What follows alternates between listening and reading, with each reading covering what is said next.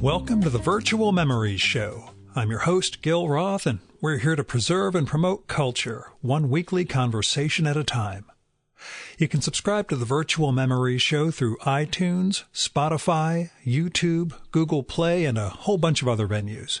Just visit our sites, chimeraobscura.com/VM or vmspod.com to find more information, along with our RSS feed. And follow the show on Twitter and Instagram at VMSPod. Well, I got my COVID booster yesterday, so I'm just trying to get this episode out in case I get walloped the way I did after dose number 2. So far, so good. Just a little shoulder soreness. But if the show suddenly goes dead for a few minutes, you'll know what's up. But I seem to be pulling out of my whateverness pretty well. There's still a bunch of emails I need to follow up on. For all of you who are listeners, I apologize for not getting back to you about X that you wrote me. Also, I have to plan a week-long virtual conference for like 1 month from now, along with a couple of other big work projects. But it's starting to feel manageable again. Or I feel less like I'm flailing, I suppose. And the rest of this year's episodes are pretty well mapped out, and that seems to be helping my mood a bit, too. Like, I could see who I'm recording with in a couple of weeks. I get the map for everything. So it's good not going into each weekend with no idea who I'm recording with, even if somehow it all ends up working out. Like this week. My guest this time around is the great cartoonist Rutu Modan, who has this wonderful new book out called Tunnels from Drawn and Quarterly. Tunnels is a fantastic, thoughtful, wonderful, hilarious, complex, cinematic thrill ride of a comic. About 270-ish pages of a quest for the Ark of the Covenant in modern-day Israel, led by the daughter of an archaeologist whose own memories have been wiped away by Alzheimer's disease. The father, not the daughter. Rutu, she brings this really compelling cast of characters together in a sort of cross-section of Israeli life without resorting to caricature, even if the leader of the Orthodox work gang of tunnelers begins almost every statement with, as it is written. But just like Rutu, they're human before they're Israeli or Palestinian or even ISIS members or conniving archaeology professors. I mentioned that in relation to a question I asked Rutu at one point as to whether she considers herself an Israeli cartoonist, and it's more a cartoonist who happens to be from Israel. Anyway, Tunnels takes us deep, as it were, into questions of that country and Israeli, Palestinian, and Zionist history, but the book does it in ways that aren't proselytizing, but also don't have a simple, can't we all just get along message. And she manages this, Rutu does, with a story it's not just entertaining and intricately crafted and really propulsive, but also downright funny, with some slapstick moments that just show off her absolute control of the comic's form. And between all that and her clear line visual style and Hergé-inspired design, Tunnels, this book will just sweep you along towards what turns out to be an ironic conclusion, even while it's slowing you down and getting you to think about the issues of inheritance and history and what parents, even the patriarchs, leave for their children. Now, I flat out loved Tunnels, and, it makes a sizable jump from Rutu's already high level of achievement, as she pushed back on the word success during our conversation, so we'll go with achievement, which she demonstrated in her previous full-length comics, Exit Wounds and The Property, which are also from Drawn and Quarterly. Those books are masterful, and Tunnels shows that Rutu wasn't going to rest on her laurels, but she continues to find new stories to tell and new ways to tell them. Now, As a side note, which we do get to kind of early, I interviewed Rutu in 1998 for the Comics Journal when she and the rest of her comics collective, Actus Tragicus, were visiting the U.S. for Small Press Expo. So that sort of makes this a weird closing the circle moment, as she was really one of the very first artists I ever interviewed, long before there was a virtual memories show. It was kind of neat to look back and just see that amount of history, you know? Now, here's Rutu's bio from Tunnels. Rutu Modan is an illustrator, comics artist, and associate professor at the Bezalel Academy of Art and Design in Jerusalem. After publishing several comic strips in the Israeli media, she co-founded the Actus Comics Group. In 2008, her book Exit Wounds won the Eisner Award. Her 2013 graphic novel, The Property, won the Eisner Award for Best Graphic Novel, the Special Jury Prize in the International Comics Festival in Angoulême, France, and the first prize for Best Book of the Year in the Lucca Comics and Games Festival in Italy.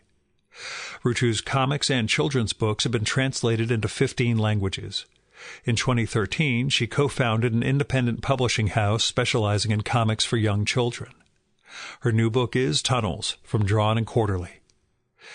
And now, the Virtual Memories conversation with Rutu Modan.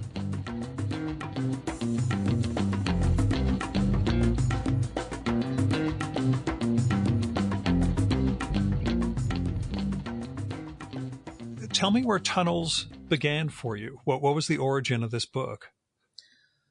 Well, actually, it's based on a real story.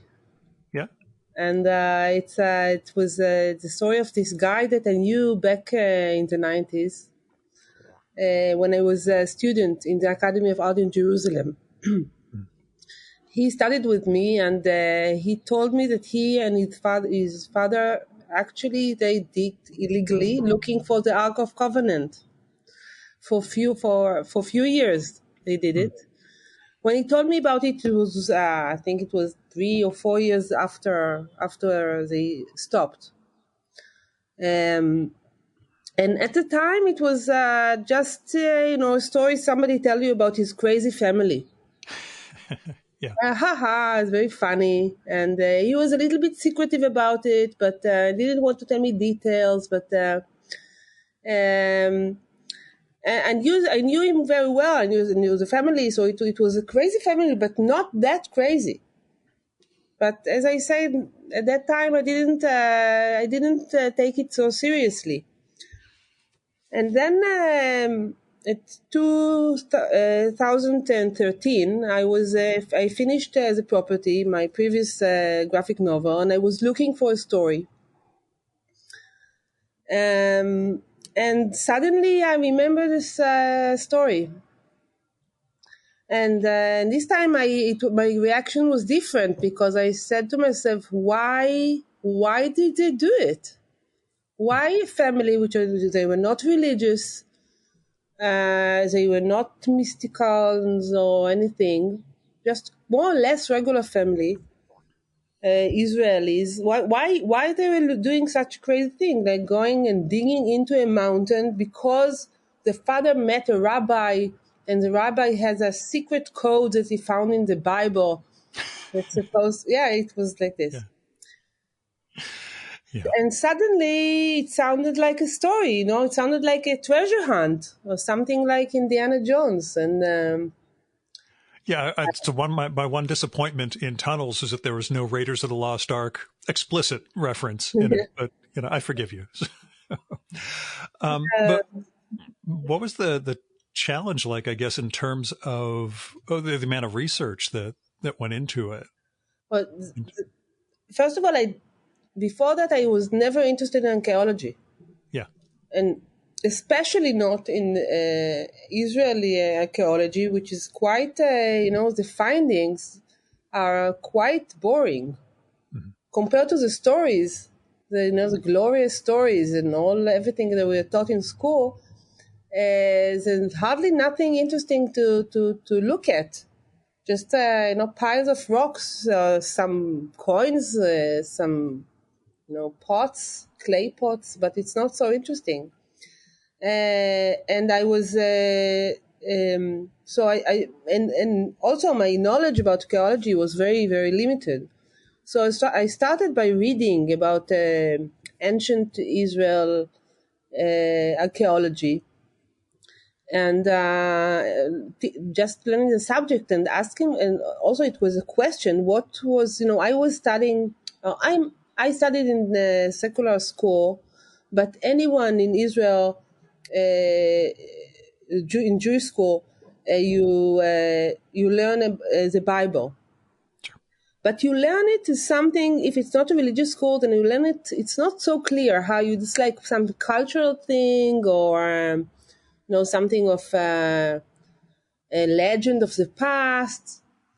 And then at a certain point, around fourth grade, because you study history beside it, you don't study it as a history. But then around fourth grade, somewhere when Exodus, somewhere around Exodus, they start teaching it as history, but they don't tell you it's history. It's very vague. Yeah.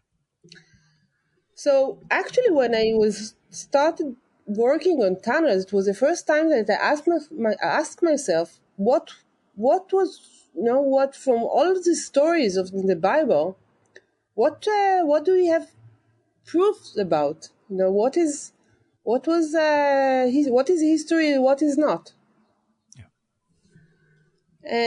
So for a year and a half, maybe a year, I just studied. I read a lot of books. I took a history course in the university. I interviewed a lot of people, very interesting people, archaeologists, collectors, even one robber that I had, Palestinian grave robber. Yeah. And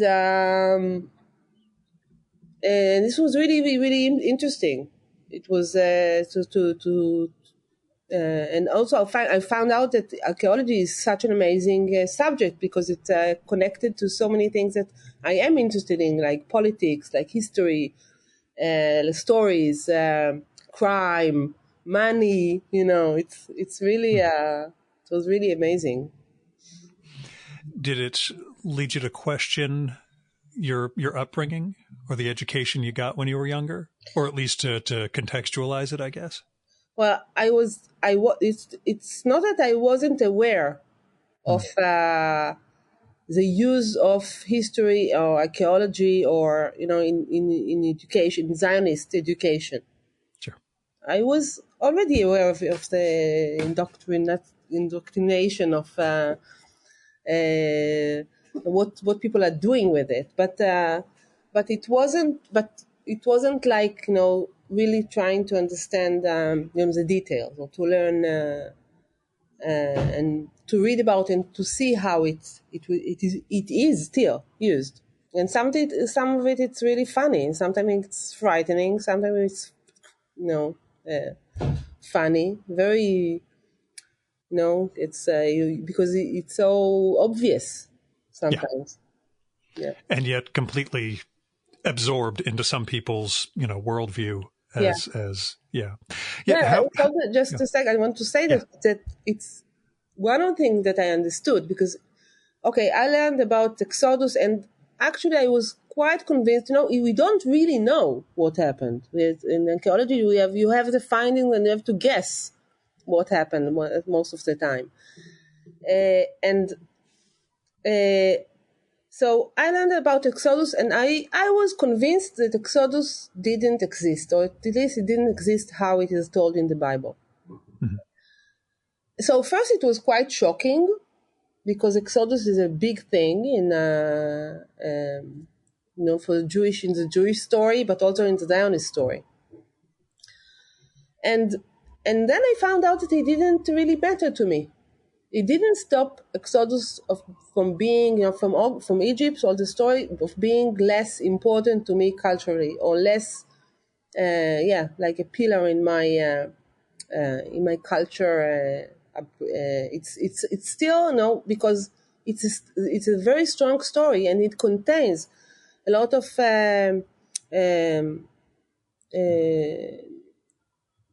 I forgot the word, but I don't have Say sort theme of elements. elements, yeah, maybe that are still important, that still embedded into my uh, thinking, which I like also, freedom and, for example. So, I understood that the story is a much bigger thing than, it's not. Of course, it's important to separate facts and stories, but still we have to understand that stories are really something that exists and it's influence us, and we have to accept it. It's a story. It's not something. It's not only if it really happened or didn't happen. Yeah. And in a sense, it reminds me of the evolution of your visual style over the years. The last couple of graphic novels sort of shifting from I don't want to say realistic way, because you've always had that Mhm. almost transparency of artwork into the real world, and to something that's with tunnels almost hyper real or exaggeratedly real in certain respects. I don't know. I'm overinflating I what like it. I your art's like like. the exaggerate reality. I think it's Yeah. exaggerate reality is. I like this way to describe my work. Yeah, because this will sound weird, but rereading the previous graphic novels before this one, there's a sense almost where your art could fade into the background or become just like less important than the characters and dialogue and action. And in Tunnels, those are just completely fused. I mean, every page that's there, every visual combines with everything else that's happening with it. They're all integral in a way that, while I love your other works, this one just sort of jumps to another level, which is not a question, more of a compliment. But Hmm. No, I think it's also it represents something that I think that I see myself first of all as a storyteller, and the drawings are a way, just the way that I tell the story. I want people to almost maybe forget that that these are yeah, drawings, and this is a world that I describe, and I want people to be absorbed into this world, and just to be, just be involved in the story, and not just stop and say, "Oh, she's drawing so nicely this tree." This is yeah. less important to me. Yeah, it's like I say, with this one in particular, they maybe it's just the way the landscapes and the ways you're framing everything, and coordinating in terms of what scenes visual keys are, that really just works for me in an interesting way. But in that respect, how do you think your art's changed over the years? What have you gotten better at, or what do you see as less essential maybe than you once used to focus on? No, I started drawing comics in the end of the 80s. If you don't count, the drawings that I did as a child.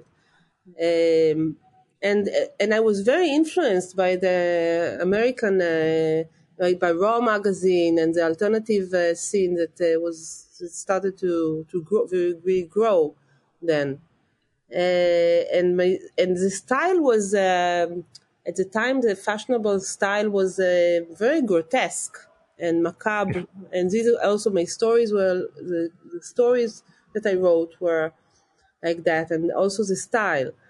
And then, things happened, I think, in my life actually, that made me understand that life are grotesque and exaggerate enough. I can be, yeah, I can be more subtle, and still, and so the stories changed and became more realistic and less grotesque and macabre, and the style of the drawings changed with the story, yes, changed with the stories, and became more and more realistic. And now I think that I'm going back a little bit. yeah, Yeah, more free, to styles which is more free and less realistic. And I think it's also connected to the story, because the story is really, I wanted it to be funny, and I wanted it to be, like Tintin, like an yeah. adventure story. A lot of time, people, it was a surprise to me. Honestly, it was a surprise to me that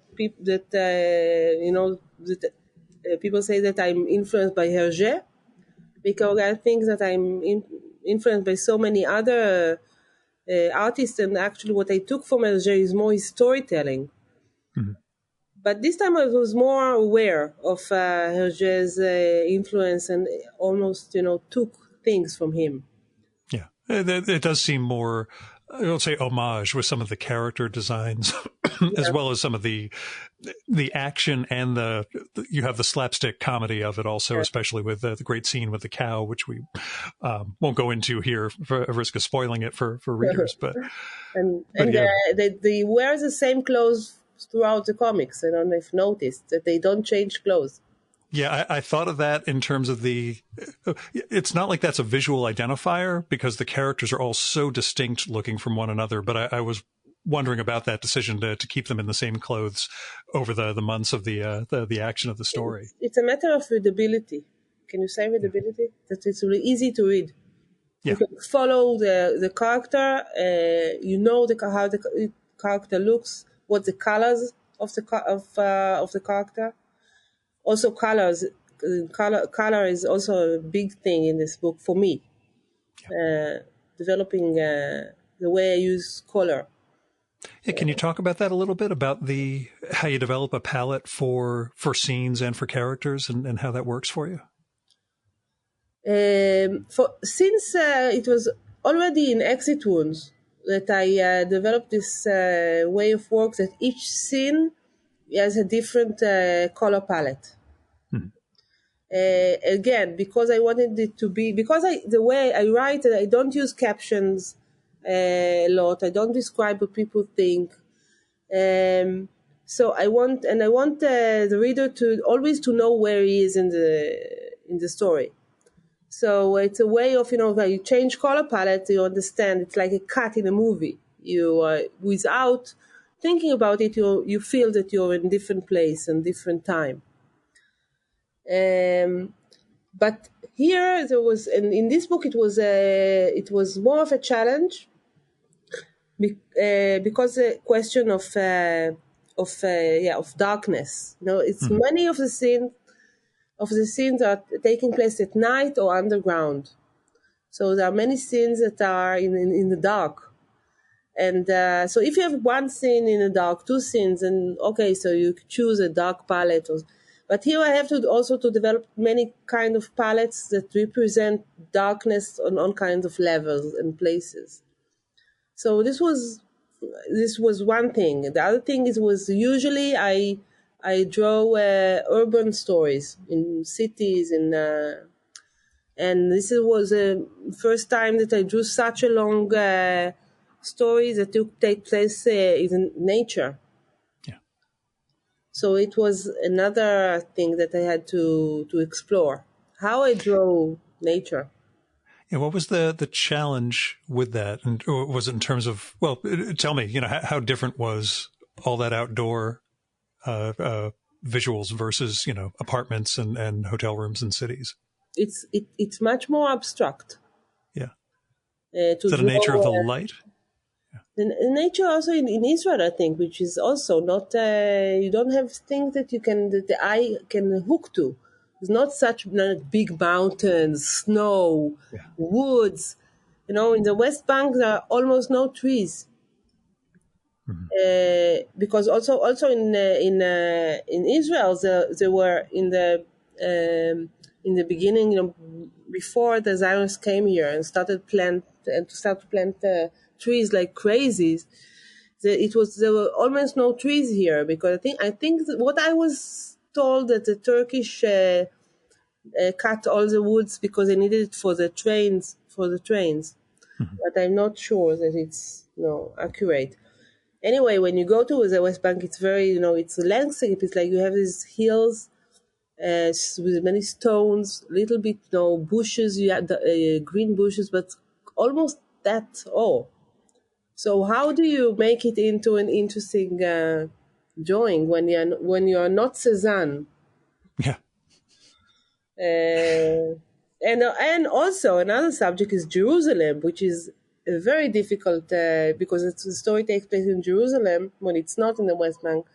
Then it's in Jerusalem, and Jerusalem it's a very difficult subject to draw because it's so used. So many people drew the city. But these are like things that were interesting for me as an artist, but not necessarily interesting for the reader. No, that doesn't the reader, she doesn't know anything about it. But for me, it was these challenges that I was working on when I was drawing the book.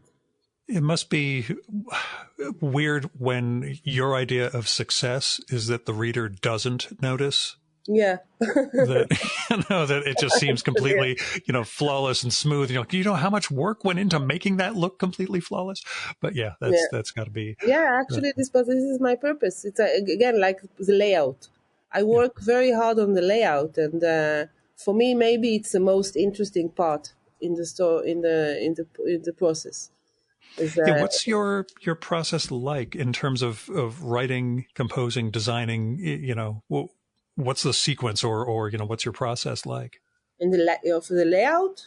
Yeah, for writing a book, putting the whole shebang together. Do you start with a script? I know you've got an interesting work with models to do the actual drawing sometimes, but can you walk us through that?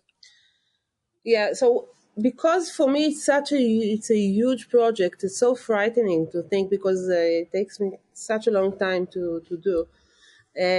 So I divide it into sections, and each section I don't think at all about the next section because it's too scary. So first I did the research. I do the research, and then I start writing a script, which is almost like a movie script, but it's just for me, to understand what I want. And then just when the script is really finished completely, and I'm very happy with it, then the next step is doing the layout of the whole book. And I do a sketch, a rough, very, very rough sketch, not beautiful at all, of the whole book, dividing the frames and the text and a doodle of represent what the composition is going to be like. And just after that, I'm started thinking about the drawing, and then this method that I developed using actors to act. This is like another sketch. The actors are playing this, they modeling for the whole book, and it's like directing a movie. Mm-hmm. And then the drawing, and then the coloring, and then what left. Yeah. And it seems like a laborious process, but it's one that you're comfortable with in terms of those stages, especially the casting, as it were, and getting the right people and the right costuming for what the visual references look like. Well, this was you're talking about the actors, the part where in that case, yeah. Well, this is an advantage is to have living in such a small country that you can reach almost everyone by, it's like not 60 degrees of separation, but 2 or sometimes 1 degree of separation for everyone. Yeah. And I live in Tel Aviv. I know for many years, I know many people. So I could find, the actors and convince most of the actors that I wanted to work with. And so it's actually, it's fun, it's really fun to do because I already imagined how the character is going to look like, more or less. And then I find the actor, the right actor. And even if I'm lucky, he agrees to work with me. And if not, I'm looking for someone else. And it's the actors, they do influence the character. Even though I write everything and I drew the sketches and each frame, I know exactly what I want to have, still the actors free to suggest their ideas, and also some of the personality you see it in the drawing. If it's a funny guy or if it's a more serious guy, or you see it. It's Yeah. But this is also something that I learned to like. I didn't plan it when I started working with actors in the property, and then it was just something of convenience. Uh, Again, because the way I write, and I wanted each character to has a very strong personality that also is represent in as a body language. Yeah. Yeah, and that's one of those things you capture so beautifully throughout the works. It's just the humanity of characters, just in terms of those moments in which you're rendering them are they're human moments. They're so identifiable in the physical posture and everything that you manage. Now, have you thought of working in theater or film or animation, or is comics, the sort of synthesis for all of your modes of storytelling? Yeah, I'm not. I was asked about it, and but I actually am not interested in working and making my book. I don't. I would. I don't care that somebody else will do it. Will make a theater work or a film. Actually, my little sister, is now doing a film from the property. Mm-hmm. And she's going to direct it, and but it's her project. I gave it to her, and I think that I still don't feel that I finished everything I want to say about comics. I think comics is really my way, the right way for me to express myself and to tell my stories. And when we get to that notion again of working with actors, of working with actors, and the I'd say the action of your comics, do you see cinematic influences in your work, or are they largely driven by the cartoonists who came before you and your own visual ideas for how things should look? I'm very influenced by cinema. I think no less than by comics. I'm influenced by cinema, and also it was a conscious thing that I started. First of all, I really like movies. But what I also like is the way, I felt when I started working on Exit Wounds, and I was thinking about developing. It was the first time that I developed such a long story. And I had the feeling that sometimes when I read long comics, that something the rhythm is not right. Sometimes it's difficult to stay in, and it's tiring. For me, was and also I heard it from people, maybe because I don't live in a place where many people read comics. It's quite marginal here, and it was even more so 15 years ago. So I thought that in movies they have this method how to make you don't feel that you are involved in the story, and you forget that you are sitting in a cinema, or that you are looking at the screen. And I asked myself how do they do it? And I started reading a lot also about cinema and I learned a lot from directors. And Are there ones in particular who? Well, Hitchcock is one of my. Hitchcock is a big influence. Okay, no, it's not influence because I write it. I don't write horror stories, and No. not because of that. The way he's telling a story by a visual story, the way his approach to location. There's this wonderful book that Truffaut interviewed Hitchcock. François Truffaut, the French director. And then there Hitchcock describes how he relates to a location. And for me, location is also something very, very important. The location in my story is it's like another protagonist. Yeah. If it's Israel, if it's Tel Aviv, if it's Warsaw, a place and time, and it's something that I'm really interested in, and it's part very important part of the plot. And but also about rhythm. How do you get into a scene? How you go out from a scene? So Hitchcock was a great influence. David Mamet, Coen Brothers. Well, there's so many, you know. When we reach my age, there's so many influences that it's already difficult to say who are your influences are, because Oh, sure. Yeah, so I just wasn't sure if there was a eureka moment of, oh, that's what I needed to yeah, incorporate to be able to tell. And it sounds like Hitchcock was really the, a sort of key when it comes to yeah, storytelling.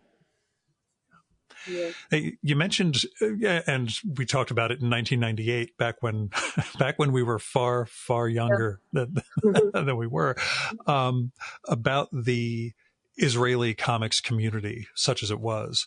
uh-huh. And for me, it was a weird thing, which should be obvious to people, but I just never thought of it at that point, of cartoonists who didn't come up with the same U.S. mainstream comics influences and then develop into, their own artistic style. So back then I was struck by that notion with you and the other Actus Tragicus cartoonists. But have you seen more of a comics community grow in Israel over the course of your career? And do you feel responsible or to blame for, how it's grown?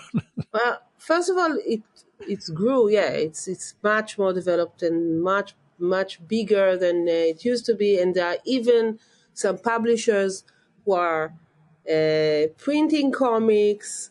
And there are 3 shops for comics in Israel, and then there was none. At Mm-hmm. the time.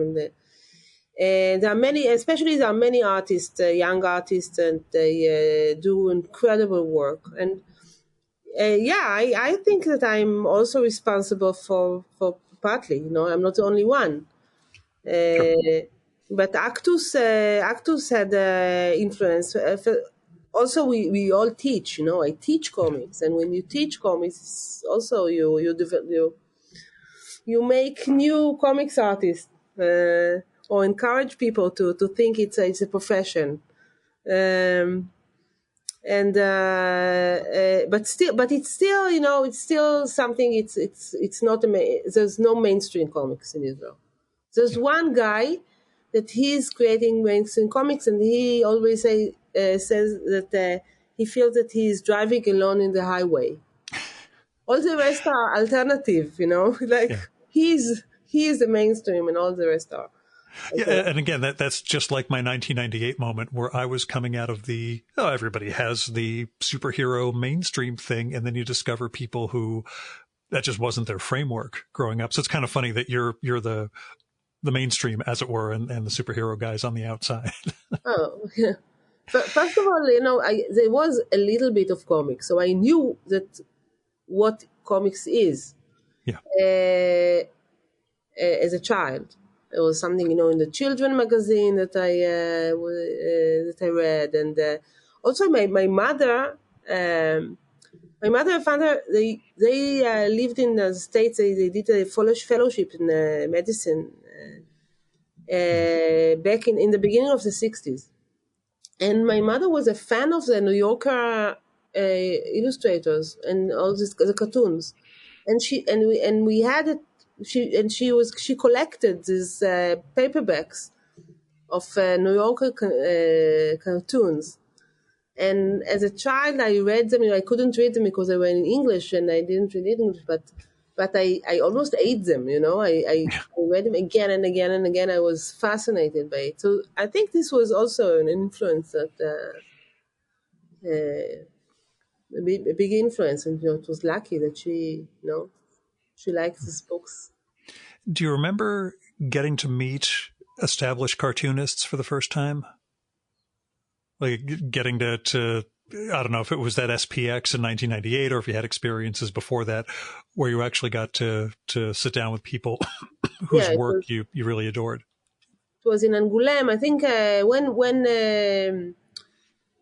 We studied Irmi, if you remember. Irmi was, Yeah. both of us established Actus in 1995. And we both studied in the Academy of Art in Jerusalem with Professor Michel Kishka. He was an immigrant. He was then a young teacher. He was an immigrant from Belgium. And he decided he was teaching illustration, but he decided that he convinced the head of the department to open the comics course, which was then really weird thing to do. Yeah. It was an elective course. We were 6 students in the course, and in the first lesson. He brought us a lot of his books from his collection, well, maybe 50 books, I don't know, maybe more, I don't know. For me, looked like many, and there he had mainstream American, mainstream French, and Raw magazine. It was first time I saw Mouse. It was first time. It was. I know that is not what you asked for, but I will get in there. No, it's okay. And because this was really an important moment for me, because he said, okay, so you don't know anything about comics, you're Israelis. Okay, so just for 2 hours, just read. And we just, it took me, and after an hour, I think I already knew that I wanted to be a comics artist. This is what I was looking for. And actually I understood that I was making comics also. I just didn't call it this way. And then he told us about Angoulême Festival. So when we established Actus, and we decided, because the Israeli market was so small, and we wanted to do this kind of comics which are expensive to produce, we decided that we're going to print them in English, and we're going to distribute them all over the world. It was just this kind of stupidity that you have when you are very young. Which helps you do things, because if we knew how difficult it's going to be, maybe we wouldn't start. And then we decided we will go to Angoulême, and in Angoulême we'll meet everyone. And so this time when we went to Angoulême for the first time, it was January 96, with the first series of books. This was really something, it should change my life again. It was a shock. First of all, to see all these people, then to meet people that I just heard about, like Dennis Kitchen. I remember we met Dennis Kitchen the first time we went to Angoulême, and for me, he was a legend already, because he published everything that he published, I liked. Right, all the kitchen sink stuff was legendary. So. Now, what was what is funny to think about it, I didn't know who is famous and who is not. For me, Richard Sala was a very, very important artist for me. Yeah. For me, he was a star. Later, I found out that he wasn't, the biggest star. But for me, he was the biggest star, because I didn't know, I knew nothing about the comics industry or comics scene, and just what I saw and liked. For me, this was the main thing. So for me, the Dennis Kitchen press was more important than I don't know. Some of the big ones that would have been there. Yeah. I would have freaked out over Richard Sala the same way, to be honest. Losing him was really one of those. Yeah, I had Adrian Tomina on last year, and I know he was friends with Sala, and I just asked him, tell me some stories about Richard. And he just opened up, and that guy was a special artist, but also a special person. I really regret not being able to have a conversation with him. So, yeah, actually, I made the contact with Facebook just a few months before he passed away. I found out that he's in Facebook, and wrote him because he was such an important figure for me, but also because I wanted to tell him that I still teach his stories to my students. And my students love his stories. And so it was really nice to have some contact with him. Yeah, I did reach out to him, but his apologetic, I'm afraid I can't do an interview with you, was maybe 3 pages long. He wrote this incredibly effusive, I'm so sorry, I can't. And I was like, Richard, you don't have to apologize. It's okay. It was just this, a sign of, the personality and the artist that he was. But yeah, so that Angoulême was really the moment Yeah. of, seeing a context for yourself as a cartoonist, but also, kind of seeing the pantheon and your heroes. Yeah. Angoulême was the first time, and that I had the opportunity to meet David Mazzucchelli. Then we met Art Spiegelman in '98, I think, Chris Ware. Afterwards, I met Linda Barry, which I love. Of course, who doesn't like Linda Barry? Such an amazing person. And again, other artists that it's always exciting to meet people that you like their work, and suddenly, you meet them in person. Did you have a moment where you felt like you belonged? Like a moment of recognition of you're not a fan, you're part of this world? Or was it just you sort of understood that going in? Wow, difficult question.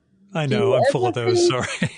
Do you ever feel completely belong anywhere? It's oh God, no! I'm waiting for somebody else to recognize it so I can find out what it feels like. I'm just kidding. Yeah, I know that in Angoulême I felt that I am in the right place, and that I want to be part of this world, and I want to be. I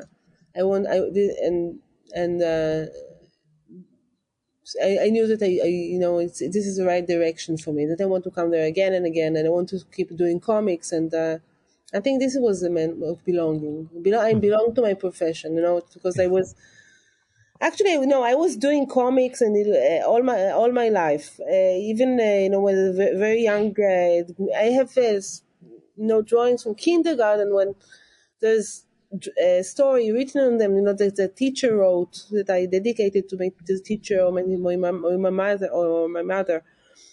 So I was doing visual stories, forever, but it wasn't in my, I didn't dream of being a comics artist because I didn't know that it can be a profession. And also, I have all these expectations from my father to be a doctor, and my father is a doctor. My mother was doctor, and my sister. So I was, there was only one profession actually that I could choose. Like I should have choose from my parents' point of view. So I didn't think about it, and so just to decide what I want to do, what I want to be, and this is a very important moment in life. If you're lucky enough to have this moment to say, okay, yes, this is the thing I was looking for.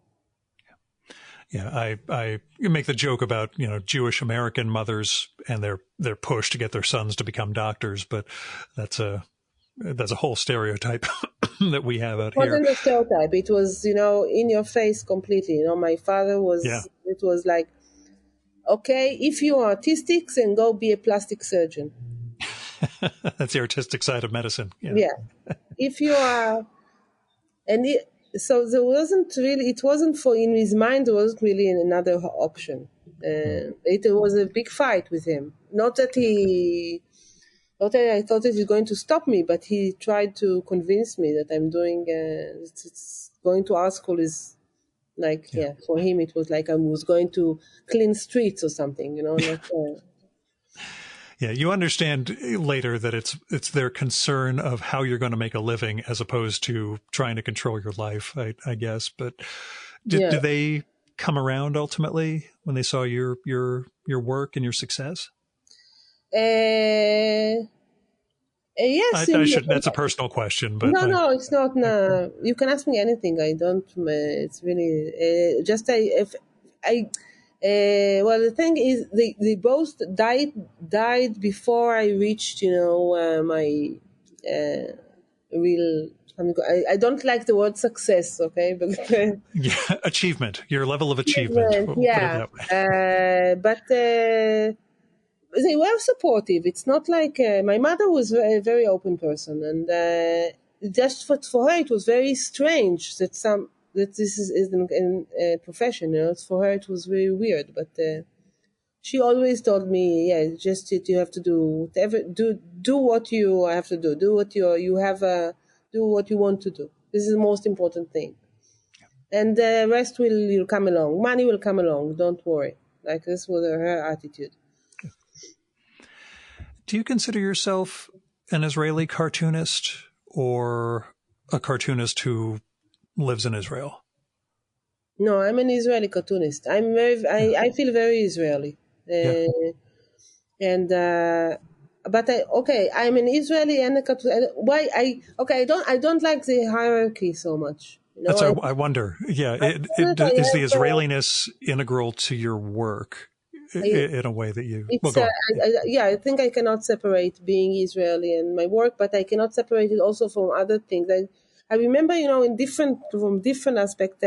When I was a young mother, and there was this friend of mine who was also a young mother, and she said, first of all, we are mothers. And even then, I understood that I'm not first of all a mother. I'm a mother, but I'm also an artist, and I'm also an Israeli. And also, I feel that every time maybe one identity can be at some point stronger, but I cannot divide it, and I cannot say that one thing that I'm more than others. And I think that maybe I don't see. And again, when I was a young artist, because my influences were so from American comics and French, European comics, even from Japanese comics. Sometimes I thought that I'm some international comics style. And it was people from the outside who told me that my work is Israeli. And I think that being Israeli is also part of it. Being Israeli is also that shows in that I am open to all kinds of influences, because I'm not committed to one influence. I don't have a tradition that I have to follow. I don't have a tradition that I have to throw away. Yeah. I just don't have a tradition in comics, so I can be whatever I want. Do you see a sort of through line or theme to your major works?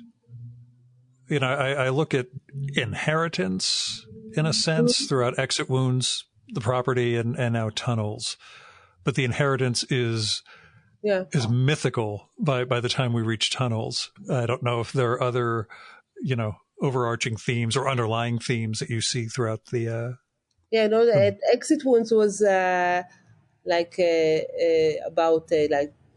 5 years after what happened in the book is about like looking back 5 years back, and in The Properties was looking 70, 80 years back, and the Tunnel is 4,000. So I guess my next book is about dinosaurs. Yeah, I wrote the exact same thing. Exit Wounds, sort of present, Property, Holocaust, and now we're back in the myth. I think, again, it's something that I don't really plan, because I don't have so many great ideas for stories. So I have to, so if I find a good idea, so I do it. So it's not thinking about the theme. But looking back, I have seen themes like family, history, dealing with the past, location and time, time and place, how time and place influence our individuals. I think these are maybe the main things that is going. You can see them through all my big books. Yeah, you mentioned how non-Israeli readers saw your work as Israeli. Do you consider your audience? Who do you think your readers are? I guess. Well, actually, I have no idea, and this is again maybe also connected to the fact that I'm not writing now. It's a little bit different because I have Israeli audience. Yeah. But it was not always like that, and so I'm like, I'm isolated from the big comic scenes. Yeah. Because I don't actually, there's no, this was what's difficult, is that there's no real scene here. There are some artists that work, but it's not enough to, to develop a serious conversation Sure. About the medium. And so, and also, but you asked about the readers, and when I write a book, I found that it's very difficult to imagine who is going to read it, and also it's quite dangerous to try to do it. I felt the danger when I did the property, actually, because the Exit Wounds, it was my first book, and it really changed my life. I did this book. I didn't know if anyone will read it, and it was, it really, everything changed after Exit Wounds. Suddenly I had audience. Suddenly, people noticed me. Suddenly, I was able to think, okay, no, what next? What's the next book that I'm going to do? It wasn't just one time, And then I started writing the story, and I felt that I'm thinking too much about my readers. Who is going to read it? Are they going to like it, like they liked Exit Wounds? And since I didn't know who really are these readers, then I felt that it's it's very, it's like I'm trying to please someone that I don't know who he really is. So I forgot about my readers. I chose one reader. I chose Irmi, my friend, my big friend and colleague, and we do everything. We did so many things together, and I chose him as my reader in my mind. And when I write the book, I think about him. I think if he is going to like it. Does he like tunnels? Yeah, of course he did. Okay. You do mention the 2 degrees of. Oh, sorry. Go on. Yeah. No, but he's also can be a very harsh critic. This is why I like because he will tell me if it's a bad idea or if it's not written well. If he tells me everything, I believe him. Yeah, it's always something I wonder about with cartoonists and editing in particular. How far you go in terms of having drawn something before someone says, "Yeah, you got to put a panel in the middle of that," explaining this and that, and that it's going to ruin the entire flow that you've designed, as opposed to something in prose where you can tweak things, edit, and it's not going to disrupt in the same way. But. Exactly. This is why I write a script. I write it again and again and again. I think I had maybe 8 or 10 drafts for the script. Twice I threw everything away. This was my most difficult book to write. Yeah. It took me, it was very difficult. I think there's some reason to it. As the subject is more complicated. And also I have many characters, in the property I have like 5 characters, and all the rest are extras. Yeah. In here I have like 20 characters, and each of them has some, an arc. And what makes it even more difficult is it's the first time I think that I wrote characters that are not me. Yeah. I wrote Palestinians. I wrote settlers, religious people, people that are not really not. I don't know. I cannot know. They don't. Yeah, they don't have my experience. They're different from me. So it was difficult, frightening, so I think this, maybe because of this, it took me longer. Twice I felt, at one point that I'm going nowhere. Did the complexity pay off for you in those terms? Having knowing that you're going to have this giant cast and this enormous theme that it's all tied around trying to find the arc and what the arc would signify for Israelis, for Palestinians, for a third party that kind of hides behind the scenes the whole time. That sense of it, giving yourself that challenge, I suppose, did it turn into something? We know it's a challenge, but something really rewarding for you artistically?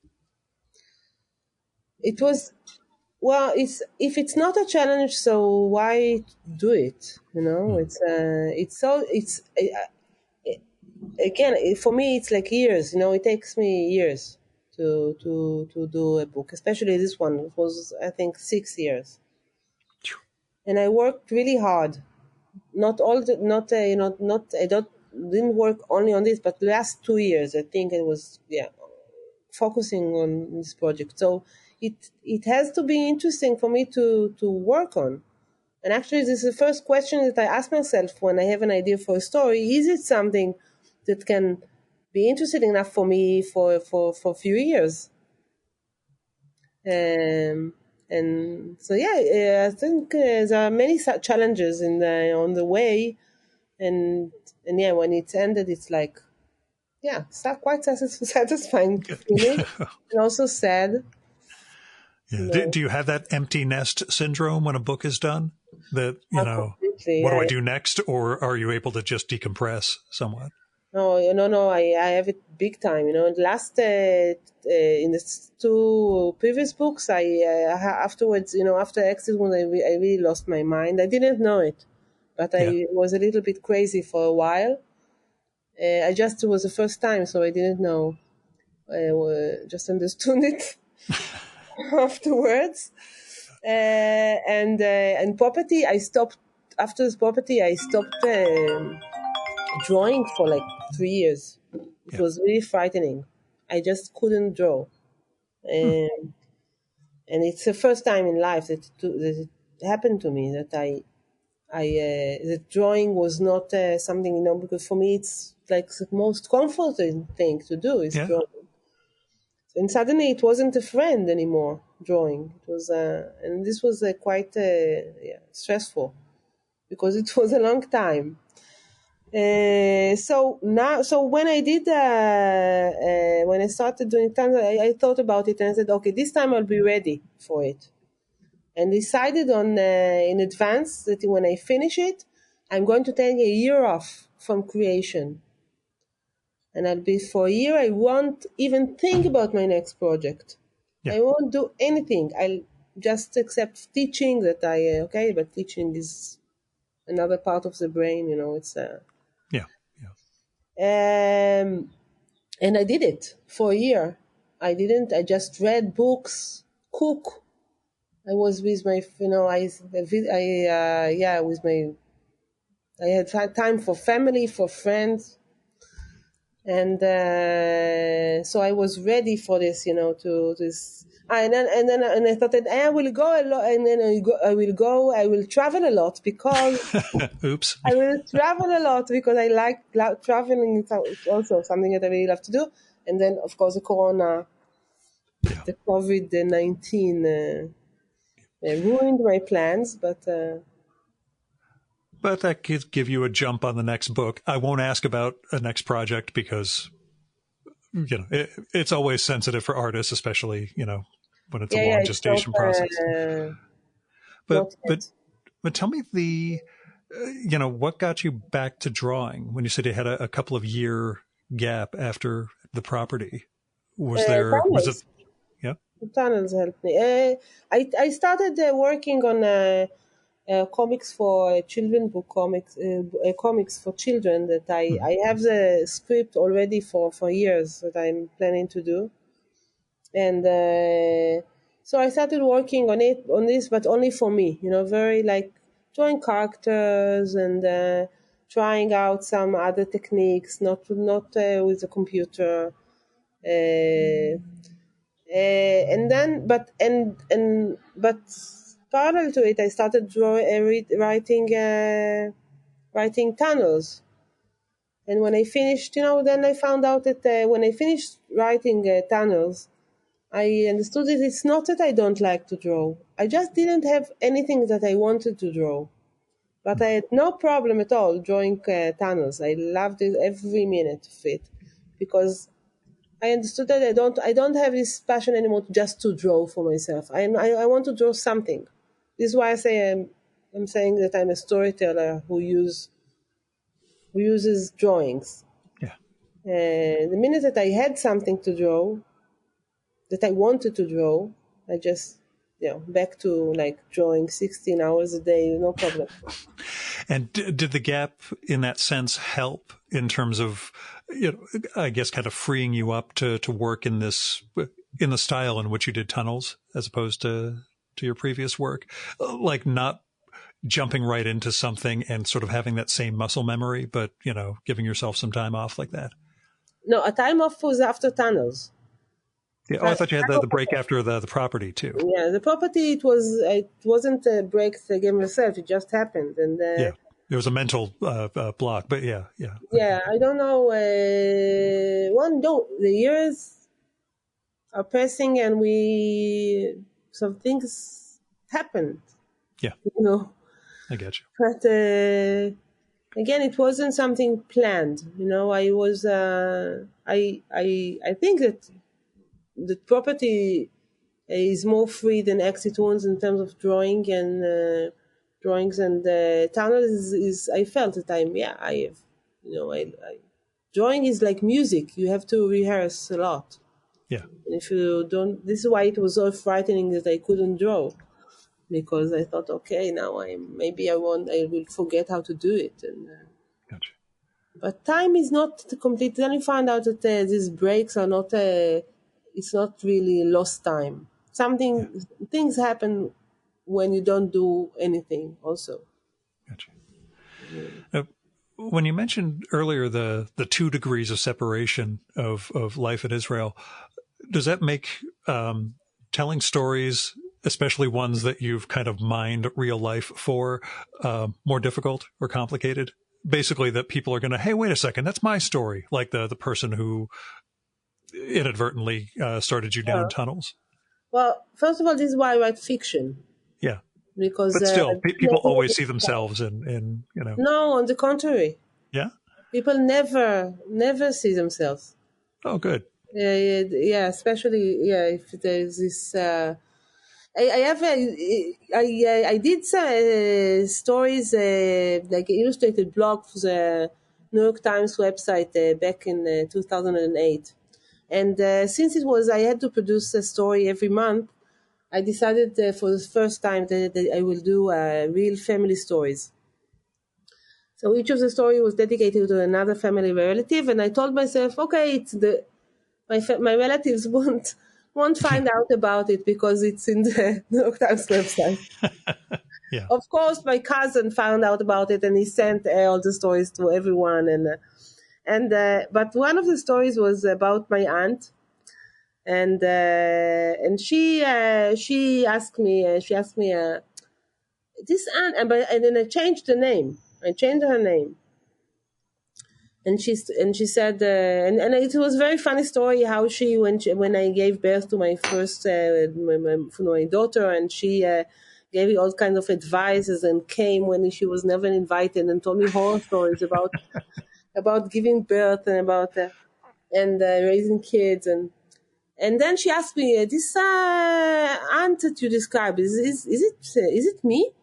And I told her, no, of course not. It's not you. It's the imaginary aunt. It's just a story. It's a fiction. So she said, so why her husband is a gynecologist like mine? So I was, and said, no, I was just kidding. She said, I was just kidding. I know it's not me because I never behave like this. Nice. So yeah, it's more secure than we think, but actually in Tunnels, because the story I told you, its story is based on a real story, and this guy I went to speak with him before I started writing. I went to speak with him. This guy that I knew that he, predict with his father and for the Ark of Covenant. I didn't see him for more than 20 years, but I wanted to hear more details. And also, I was interested to see how he sees it now, and he was still very secretive about it. And he was, he told me a lot, but still he was a little bit anxious about the fact that I'm going to write a book about it. Yeah. And I told him, no, it would be completely different, and it is completely different. It's yeah, just using that as a source to start with. Yeah. I didn't. It's not. It's different stories, different people. But I'm going to lecture I'm going to have a lecture about the book in the academy soon. And suddenly I understood that in the audience, some of the teachers really, they know this guy. He was their friend also. And I wonder if they will recognize the story. I don't know. Okay, I have to think how if I'm asked how it began, what am I going to say? Yeah. It is a sport. Just blame it all on Indiana Jones. Just go back and say it was watching Raiders of the Lost Ark that started you on it. Yeah. Also the story in the academy of the senior and there's to Rafi and Israel is a story of these friends who became rivals and the head of the bad man.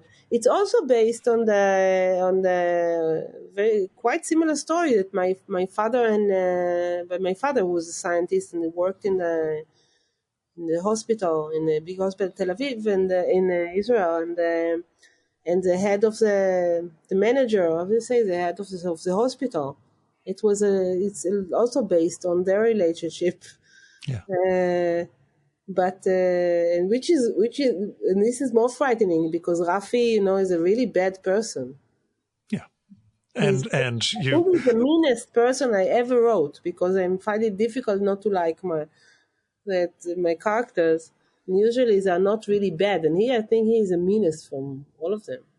Yeah. Having done a crash course in your long works again, easily, every other character, even if they're doing something bad, you can find something redeeming. He seems like a really, really bad guy. But this is the sort of story that you want that almost melodrama level. So, it works beautifully. So, cool. I guess as a kind of last question, we're in the middle of pandemic and everything. You mentioned how much you love traveling. Is there somewhere you want to go once it's cool to travel? Is there, or is it Angoulême, in full swing that you sort of want to return to? Yeah. First of all, I already started. Yeah. You will never guess where I've Where'd been you go? Just last week. Where? I was in Siberia. Huh. I was invited to a book fair in Siberia, and I couldn't say no. It's like Siberia. So I went there. It was the first time I went for 3 years. I didn't go out of Israel, and I used to travel a lot. But for the last year I worked on the book I didn't go anywhere. I just worked all the time. Yeah. And I said I will travel afterwards, and we discussed it already. So I went already to Siberia, and I plan to go everywhere. I really love to travel, so I am going to Angoulême. Hopefully, there will be Angoulême. I hope. Who knows? It became so complicated. Yeah. Now I turned down a European trip last week for a business event, and just thought the last thing I need is something crazy happening there, or something crazy happening when I get back here that they decide, I need to spend 2 weeks in a hotel room or something. But you wouldn't go to Siberia if you were invited to Siberia? You have to go. I guess, I haven't been to Russia at all, but that seems like a place I would never go to like when I got invited to Shanghai by a customer. I'm like, what other circumstance would I ever go to Shanghai? I have to go. So. Yeah, this is exactly what I thought. Awesome. So I plan to go to Angoulême. I hope it won't be. Yeah, it's not as fun as it used to travel here. Yeah. It's so many things that you have to bureaucracy. Or the words I cannot Yeah, say. the bureaucracy. Yeah. Yeah. And, our vaccine So passports many and everything errands. else. Yeah, yeah, errands. It's the worst part of traveling is errands, and there are so many, like twice the errands that it used to be. Well, if you get to New York, SPX, Toronto for Yeah, TCAF or something like that. I might be in New York in the spring because I'm supposed to have an exhibition. So we'll see. So maybe. In that case, I hope we can get together, Rutu. And Yeah. unless I make a visit, I haven't been to Israel since my bar mitzvah in 1984. So I've got a lot of family there still, and I keep coming up with excuses not to travel there. And now I've had the last 2 years to, really have an excuse not to. But So come, it's really nice here. yeah, Yeah, very that's very nice place and also you almost don't feel the pandemic anymore. yeah, that's what my family members are telling me. I need to come back, but we'll see. But Rutu, thanks so much for coming on. And I'll give you the rest of your Sunday back. And thank you Actually, so much for Tunnels. I didn't tell you, but it was a dream of mine that you're going to interview me in your podcast, which I love. Oh, And I wow. always thought to Peggy Burnson from Quarterly maybe to ask you, but I felt that maybe it's not, maybe it's too pushy. Oh gosh, it's so funny because Drawn and Quarterly sends me other stuff, other cartoonist work. And when I saw yours, I was like, oh my God, I hope they send me Rutu's thing. I don't want to be pushy because she's a rock star cartoonist. And, so when Julia hit me up a couple of days ago, I figured, oh my God, I've got to get Rutu lined up right now before they wise up. So, well, that's great. I'm glad we both think more of each other than we think of ourselves. That's fantastic. That's so good. Such a good people. Yeah. Awesome. Thanks so much, Rutu. Thank you very much. I really enjoyed talking to you.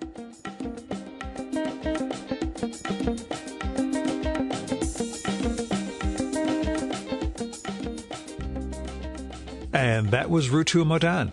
Her new book is Tunnels, out now in North America from Drawn and Quarterly. You should pick that up from your favorite bookstore, but also check out Rutu's previous graphic novels, both of which I adore, Exit Wounds and The Property. She's just an utterly singular artist, and I'm awfully glad we got to sit down again after 23 years. I really enjoyed Tunnels, and despite all the cinematic influences we talked about, you'll get pretty early on, this is a story that could only work in comics, that she's taking storytelling from cinema, but not just storyboarding something. This is a work that is uniquely comics. Also, one weird caveat. I don't think that my enjoyment of Rutu's work is inherently tied to my having a lot of Israeli family, but you never know when you're on the inside. So I hope some of you without a similar background will let me know what you think of her work. Now, Rutu does not have a website, but she is on Instagram at Rutu Modan, all one word, RUTUMODAN. So check out her work there, as well as at Drawn and Quarterly's site, and I'll have links to that in the show and episode notes for this one. Now, you can support the Virtual Memories Show by telling other people about it, and by sending me postcards, letters, emails, or whatever. You can leave a message on my Google Voice number, which is 973-869-9659. And tell me what you like and don't like about the show. Tell me who you'd like to hear me record with, or what movie, TV show, book, comic, piece of music, piece of theater, piece of art, whatever you think I should turn listeners on to. But if you've got money to spare, don't give it to me. I'm doing just fine with my day job. I'm supported just fine as far as podcast expenses go. I hope that if you do have money or resources to spare, you'll help support individuals or institutions in need. You can find people through GoFundMe, Patreon, Kickstarter, Indiegogo, and other crowdfunding sources. And if you're looking for somewhere to start with institutions or foundations, you could look to your local food bank, the Poor People's Campaign, Freedom Funds, election funds, medical funds. There are a lot of things you can do to help build a better world. So I hope you will. Our music for this episode is Fella by Hal Mayforth, used with permission from the artist. You should visit my archives to check out my episode with Hal from the summer of 2018 and learn more about his art and painting. And you can listen to his music at soundcloud.com/Mayforth. And that's MAY4TH. And that's it for this week's episode of the Virtual Memories Show. Thanks so much for listening. We'll be back next week with another great conversation. You can subscribe to the Virtual Memories Show and download past episodes at the iTunes Store. You can also find all our episodes and get on our email list at either of our websites, vmspod.com or chimeraobscura.com/VM. You can also follow the Virtual Memories Show on Twitter and Instagram at VMSPod, at virtualmemoriespodcast.tumblr.com, and on YouTube, Spotify, and TuneIn.com by searching for Virtual Memories Show. And if you like this podcast, please tell your pals, talk it up on social media, and go to iTunes, look up the Virtual Memories Show, and leave a rating and maybe a review for us. It all goes to helping us build a bigger audience.